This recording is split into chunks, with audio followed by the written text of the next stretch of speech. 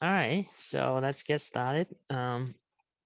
Today we'll be looking at chapter 17, sound, but we all know that sound is also a wave, so it's a continuance of what we've been talking earlier. Okay, so first I would like to remind you guys again, homework number 1 is due tomorrow by midnight. Okay, so if you haven't finished them, make sure you finish them by that time. Okay.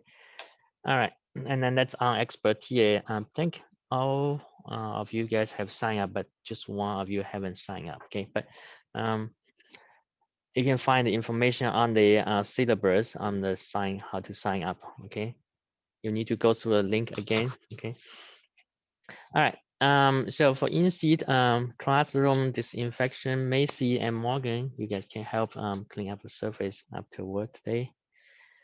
All right. So So again, sound is a wave, and then it's basically like the vibration that will cause sound in the air. Most of the time, it's propagating in the air. It could propagate in other material as well. And our hearing is the perception of the sound. Okay, um, so when you have some sound propagating in air, for example, if you plug a stream here, it will make some sound that propagate in the air. So then you are pushing back and forth the air molecules. Okay, so air molecules are being pushing back and forth, back and forth.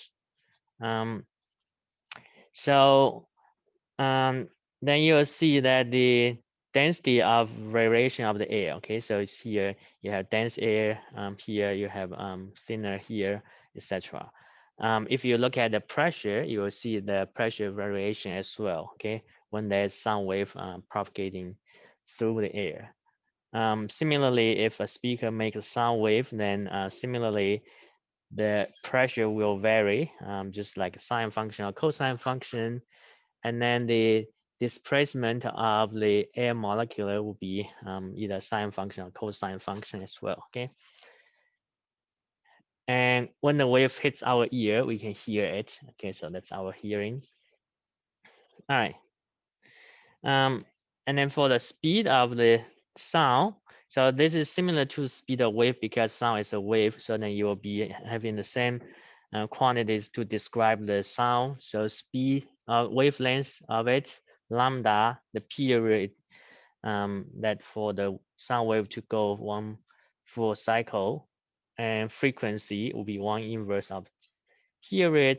Speed then will be distance divided by t, or the lambda is the distance, and t is the time, or lambda times frequency. Okay. All right. Um, so if the sound is propagating in different medium, then the speed of it is different. So at room temperature in air, it's about 343 meters per second. Okay. Now it propagates much faster than in the metals than in the other materials. So in metals, they are it propagates very quickly. Okay. Also in water, so in general, solid sound wave in solid propagate faster than in liquid, and then in air. Okay. Also, you can find that the speed of sound in medium also varies with temperature. So at different temperatures, they propagate with different speeds. Okay, so you can see it's also temperature dependent. Typically, if your temperature is higher, then it propagates faster. All right. So for this number, you might, if you can memorize, that would be better. So it's about 340 meters per second for speed of sound in air, and then we'll use that quite often, okay? Or about 770 mile per hour, okay? So the temperature dependence of the speed of sound, so this is a square root of T, the temperature divided by 273 Kelvin, okay? So this T then should be in Kelvin, okay, the SI unit, all right? So that's the speed dependent. This is for the sound wave to be propagating in air at sea level. Okay. Speed of sound in gases also is related to the speed of gas particles as well. Okay, so we'll learn this later. So for the gas molecules, when if it has a certain temperature, then this is the average speed of it. Okay, or we call root mean square speed. Basically, you are doing squares of the speed and then take average of it. Okay, and then take a square root of it. Okay, all right. So that's 3 times Boltzmann constant. In this case, called Boltzmann constant times T divided by M would be the mass of each molecular, air molecular. But we'll mention this again in probably 1 or 2 chapters when we talk about ideal gas law and kinetic theory. All right. But this is the speed of gas molecule. Okay, this is not the speed of sound. This guy is related to the speed of sound. This is related to the speed of the gas molecules.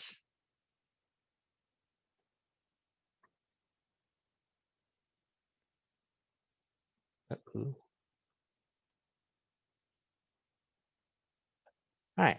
Now again, let's take a look on the intensity. Now this time on the sound wave. So it'll be the same equations we had earlier for the intensity and intensity for the wave. Okay, so it's the energy propagate through a area of A divided by time t. So E divided by A divided by t. Okay, and then if you have a point source for the sound wave, then it's going to be equal to P divided by A because P is equal to E divided by T. Okay, so then for point source, it's P divided by 4 pi R square. Okay, so these are the formula we've seen in the previous chapter as well. All right, now this is something different. Okay, so when you hear a variety of sounds, like if the sounds having different intensity, okay, so then a sound that seems twice as loud as another one is actually 10 times more intense. Okay, so that intensity, when you hear, our perception of hearing the sound intensity, it's not linear. Okay, it's actually exponentially as a function of log. Okay, so if something sounds to you like twice as loud, then its intensity actually is 10 times larger. Okay, so this is definition for the intensity level. That is how loud you hear with your ears. Okay, so we call that intensity level, and we use sign beta. So beta is equal to 10. dB means decibel. That's the SI unit for intensity level. Okay, which is actually dimensionless. Okay, but we call it decibel here. Times logarithm of the intensity divided by I0, which is the threshold that you can hear. So that's the minimum intensity for a sound to be heard by human ears. Okay, so I0 is times 10 to the minus 12 watts per meter square. So this is the intensity that you can hear. All right. So here's a table of, or actually a kind of scale that what's the numbers in decibel in terms of this noises you heard maybe in a day-to-day basis, daily basis. So for a classroom, it's about 50 decibel. Okay, when you are having some kind of normal conversation, it's about 60. In heavy track, it's 70. Subway, it's 100. Okay, and when the intensity level reach about 112, actually your ear will feel pain.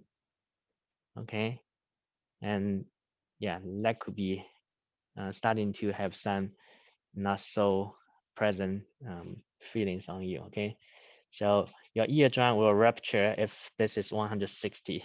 Okay, all right.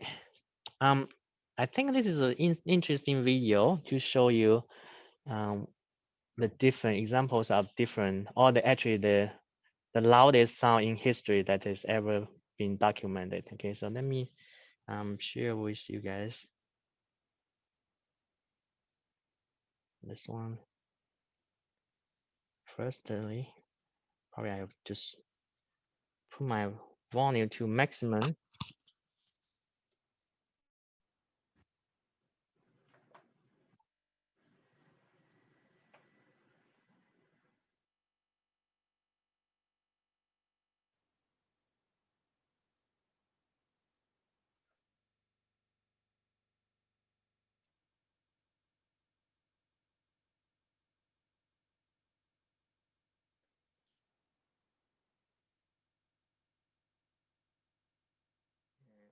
Share with blind folks as well.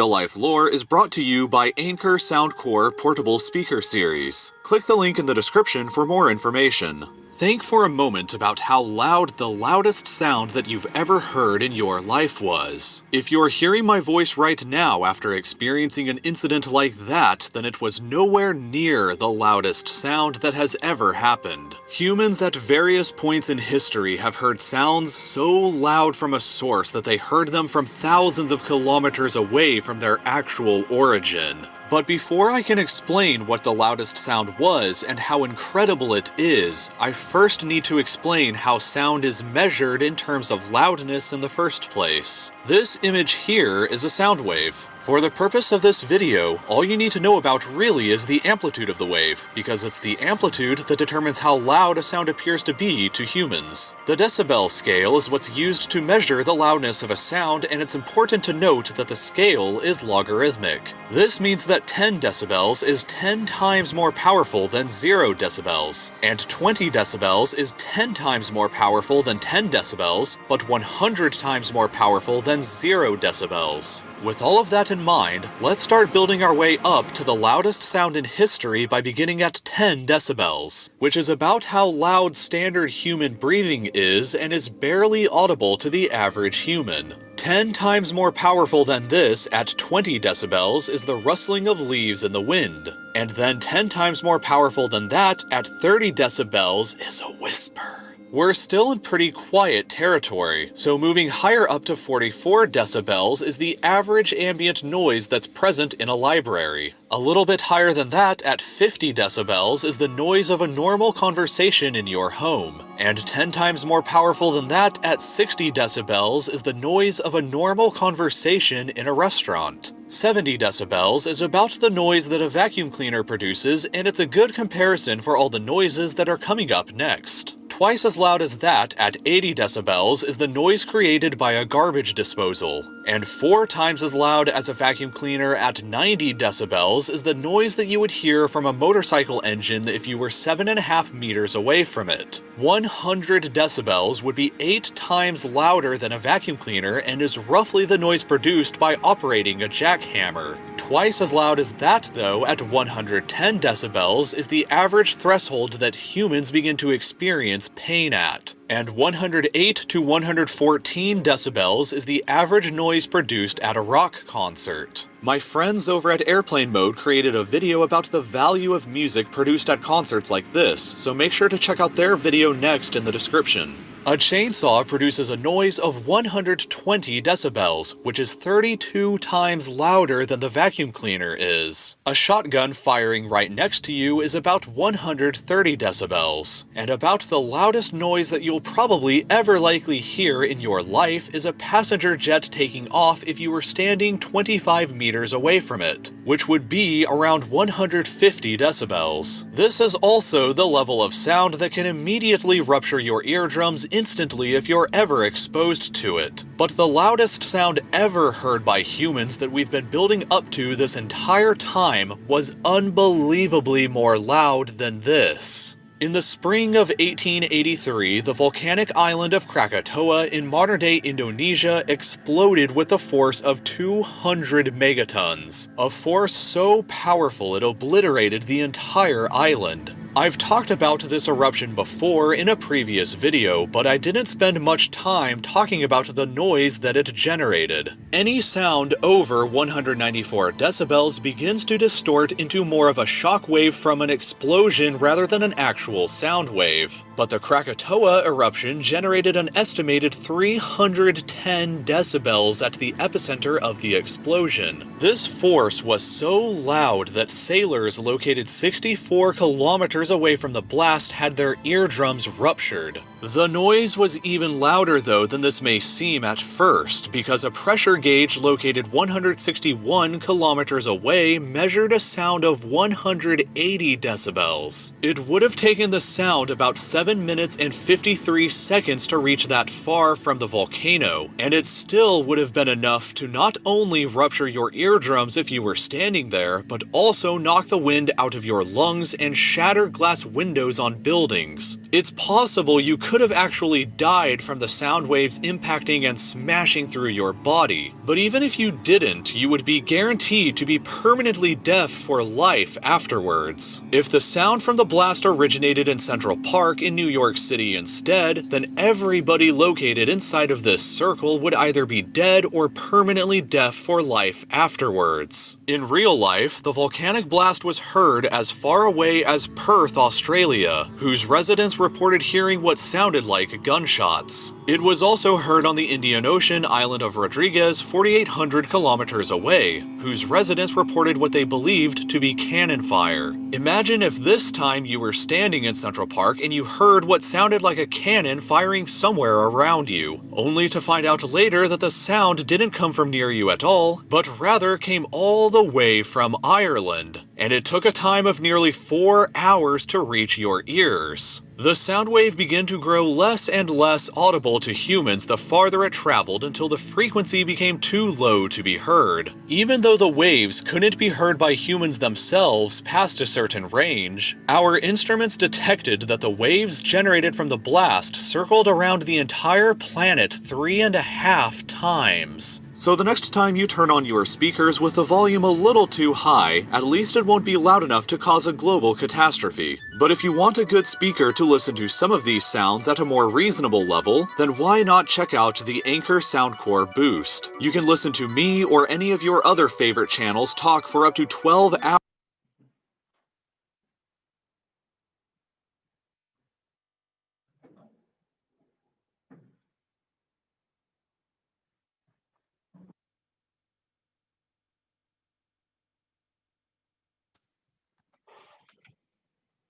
All right, I think that was pretty crazy. Okay. All right, so let's take a look a couple of examples here. All right. So yeah, just for those of you guys don't know me so well, I have 2 kids at home. They're about 2. One is about 2 now, and then the other one is 4. Okay. So I remember like a couple of years ago on actually like just recently, they are still crying a lot. So this is what I experiencing sometimes at home when they are fighting against each other and they're both crying. Okay. So a crying child emits sound with an intensity of 8.0 times 10 to the minus 6, about that. Find the intensity level in decibels for the child's sound, and the intensity level for this child and its twin, both crying with identical intensities. Okay. So you'll be using the equation for the intensity level beta equals to, let me pull this.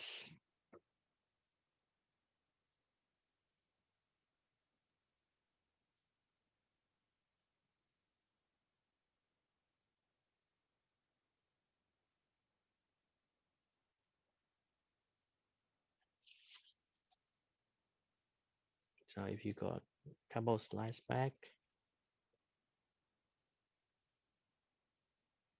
so beta is equal to 10 times log of I divided by I naught, where this I naught should be equal to 10 to the minus 12. Okay. And then you can calculate what's the intensity for one of the child crying and then two of them crying at the same time.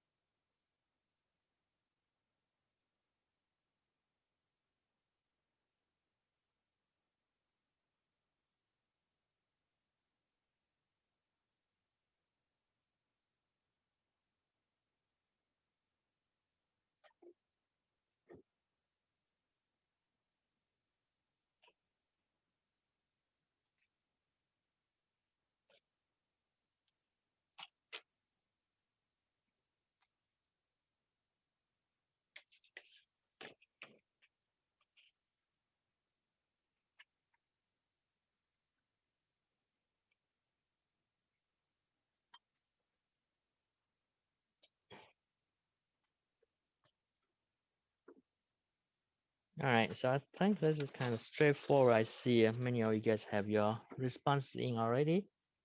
So basically, for the first one, you do beta equals to 10 dB log of 2 times, or just one, sorry, just one child divided by 10 to the minus 12, okay? Then you get 69 decibel for that one. For the RB here would be 10 dB. Now this time, your intensity doubles, so 2 times 8.0 times 10 to the minus 6, okay? So this is basically what you have to do. So in that case, intensity doubles, actually intensity level will not double, okay? So it's increased only by about 3, so 72 decibel on this, okay? And then I think you guys all got this one right here. So just remember, if it doubles, then it increase about 3, okay, for the intensity level. All right,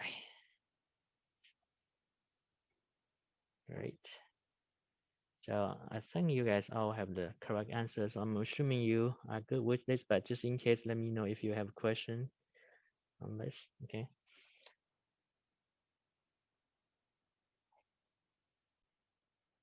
All right, we'll take a look on the second one here. This one should be a little bit, I would say, probably a little bit more difficult here. So this one says, residents of Hawaii are warned of the approach of a tsunami by sirens mounted on the tops of towers. Suppose a siren produces a sound that has an intensity level of 120 decibel at distance of 2.0 meters, treating the siren as a point source of sound and ignoring reflection and absorption. Find the intensity level heard by an absorber at the distance of 12 meters, 21 meters from the siren. And then how far can the siren be heard? How far away?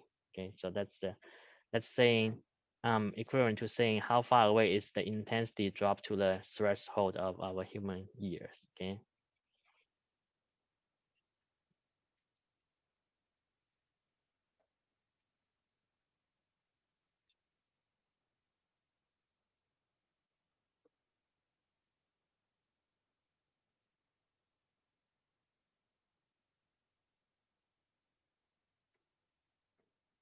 So this is the first one. You'll be looking for the intensity at 12 meters. Okay, and then B will be the intensity at 21 meters. And part C, so let me just say distance R equals to 12, R equal to 21 here. And C are looking for what's the distance R, so that I is equal to 10 to the minus 12. Okay, put it in that way.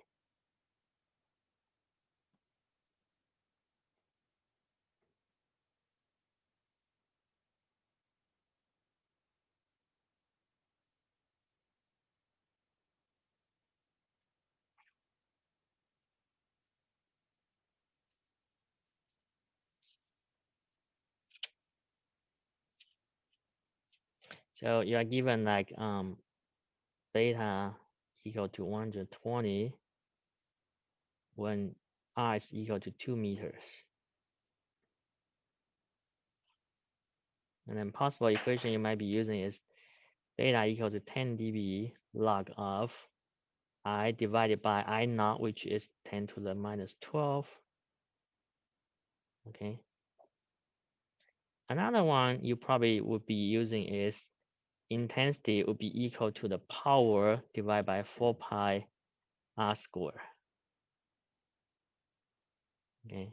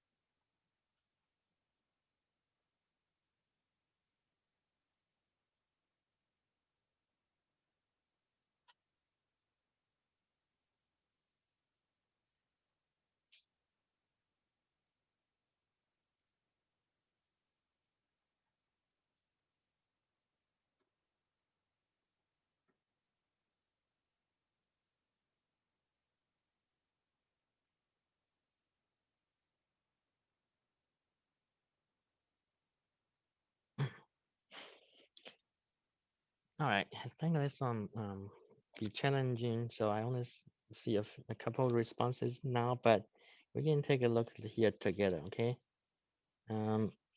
So it tells you that beta is equal to 120 at r equal to 2.0, right? So from there, you probably can calculate what's the intensity at r equal to 2, right? So I think this is the what we are going to do. So you can solve for I when r equal to 2 meters, right? From here, by using this equation, so this is 120 equals to whatever 10 dB log of I over this guy. So then you'll have your I at R equal to 2. Then take that intensity here. You can figure out what's the power at the origin when the sound wave was created. Okay, so once you have that power, then you can take into this equation again for R equal to 12. You can calculate for your intensity at R equal to 12. Then put this back into this equation. You can calculate your beta at R equal to 12. Okay, so that's the logic here. Then you can do the same for R equal to 21. All right, you can solve for beta at 21. So you'll start with um, 120 decibel equal to 10 decibel. So this is A here. Log of I over 10 to the minus 12. Okay. So then this is 10, this is 120. So that became 12 there. So 12 equal to log of I over that guy. So that means this is equal to 10 to the 12, right? Equals to I divided by 10 to the minus 12 ohms, W over meters square. That gives you your I equal to 1, right? 1 volt, 1 watts per meters square. That's your I. And then this is at when I is equal to 2 meter. Okay. So from there, you can do, because I equals to P divided by 4 pi R square. So then 1 watt per meter square equals to P divided by 4 pi times 2 meters square, right? Because your R is at 2 meters. So then this is going to tell you, basically you can multiply both sides by 4 pi times 2 squared. Okay, so this would be 16 watts equals to your power, right? So your power at origin is 16 watts. Okay.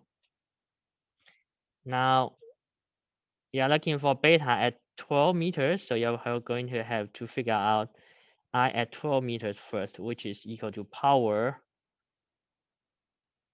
16 watts divided by 4 pi times 12 meters squared. Okay, do not forget to square it here. All right, so this is going to be equal to, there's a pi here missing, I think, so this is 16 pi here. 16 times pi, 16 times pi in watts, okay? Because there's a pi here, I missed that. So pi here. So then this is 16 over 4 will be 4. This is 144. So it's going to be 1 over 36. The units should be watts per meter squared. Okay. Then for beta at 12 meters, it's going to be equal to 10 dB logarithm of this I over, so 1 over 36 over 10 to the minus 12 watts per meter square. Okay. All right. So this is going to be, so you're plugging your numbers into your calculator. Okay, this is going to be about 104 dB. Okay, if I got this correct, that will be that.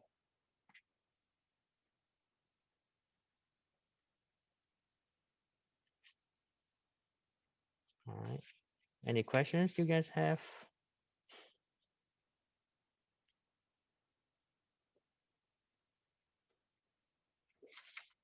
So if not, then we are going to,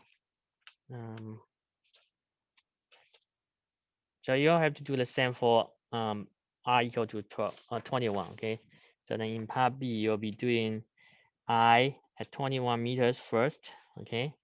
Which is P divided by 4 pi r squared. So P is 16 pi watts divided by 4 pi 21 meters squared, okay? So then this would be equal to, so this will cancel out. It will be 4 here. So I'm going just to do 4 divided by 21 square here, okay? In the units of watts, meters square there. And beta at 21 meters, then will be 10 dB logarithm of this 4 over 21 square divided by 10 to the minus 12, okay? So this will be 99.6 dB decibel, okay?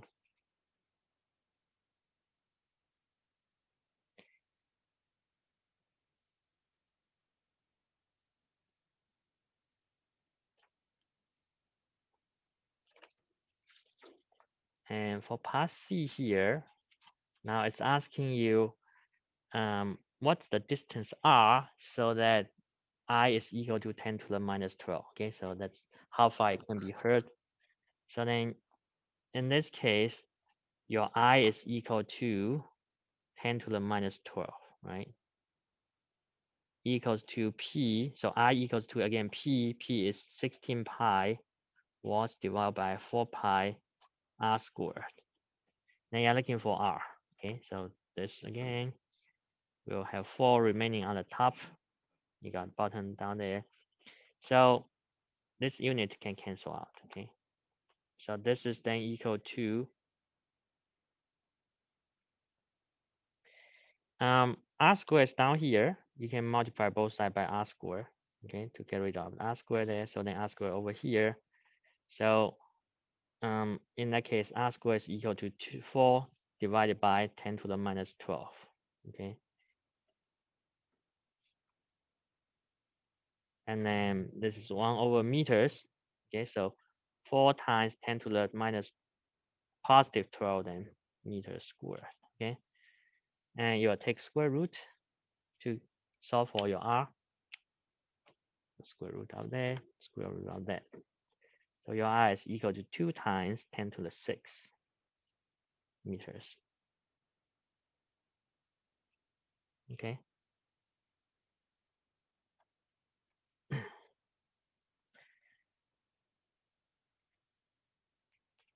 All right.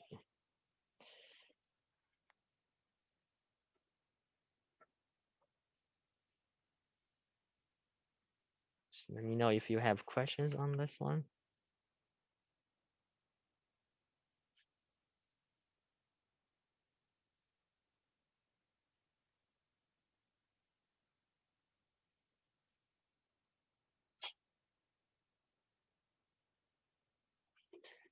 All right.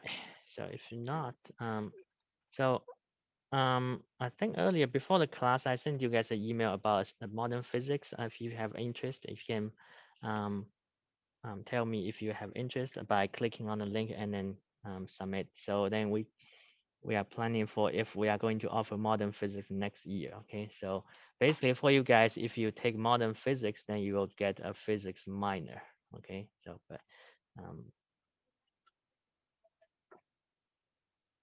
right, the current plan is to be fall in the fall semester. Yeah.